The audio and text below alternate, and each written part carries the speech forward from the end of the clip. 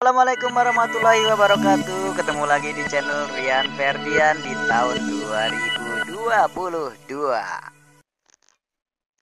Assalamualaikum warahmatullahi wabarakatuh. Selasa 6 September 2022, ternyata bukan hanya mantan Gubernur Banten Ratu Atut Chosia yang menghirup udara bebas dari penjara. Ternyata masih ada 22 orang narapidana korupsi lainnya selain Atut yang mendapatkan kebebasan dari penjara.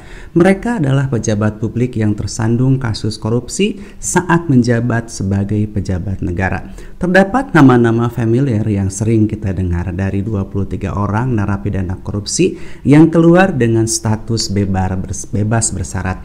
Sebut saja mantan Gubernur Banten Ratu Atut, Zumi Zola mantan Gubernur Jambi, Surya Dharma Ali mantan Menteri Agama, mantan Menkumham Patrialis Akbar, mantan Jaksa Pinangki Tubagus Hairi Wardana, adik kandung Atut, dan sederet nama-nama lainnya yang terdiri dari kepala daerah.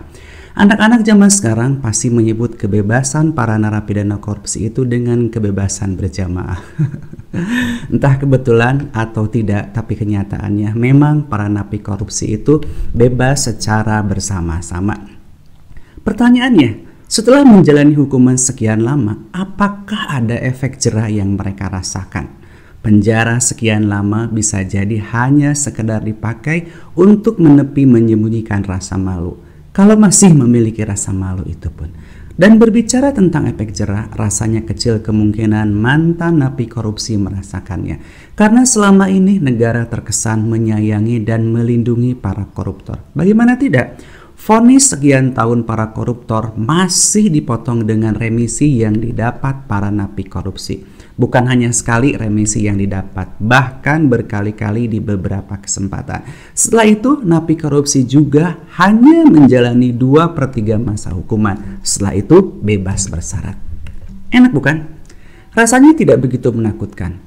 Vonis 10 tahun misalnya, bisa hanya jadi perlu menjalani 4 tahun masa hukuman karena ada remisi berkali-kali kemudian bebas bersyarat setelah 2/3 masa hukuman. Diyakini jika terus-menerus hukuman para koruptor seperti ini tidak akan ada efek jera bagi mereka. Mungkin sudah saatnya negara memberikan pengecualian kepada narapidana korupsi dengan pertimbangan kejahatan yang mereka lakukan selain merugikan negara juga berefek buruk pada rakyat. Saya pikir sudah saatnya remisi untuk para narapidana korupsi dihapus atau dihilangkan.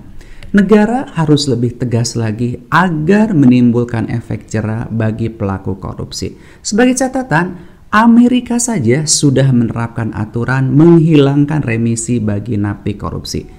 Syukur-syukur semua aset tersangka korupsi disita oleh negara, dimiskinkan agar menjadi pembelajaran untuk mereka yang berniat melakukan tindakan korupsi. Sayangnya sampai saat ini negara belum memiliki keberanian untuk mengubah undang-undang menghapus remisi bagi pelaku korupsi, memiskinkan mereka atau bahkan memberikan hukuman yang lebih berat lagi. Entah kapan DPR memiliki keberanian untuk mengubah undang-undang tentang hukuman bagi koruptor agar mereka bisa memberikan efek jera. Kembali kepada yang bebas berjamaah, yakni para koruptor beberapa hari lalu.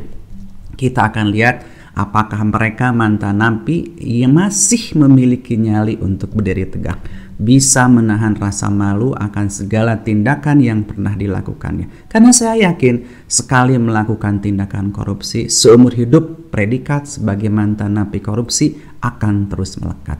Saya Dimas Fat, terima kasih dan Assalamualaikum warahmatullahi wabarakatuh. Terima kasih sudah menonton. Jangan lupa subscribe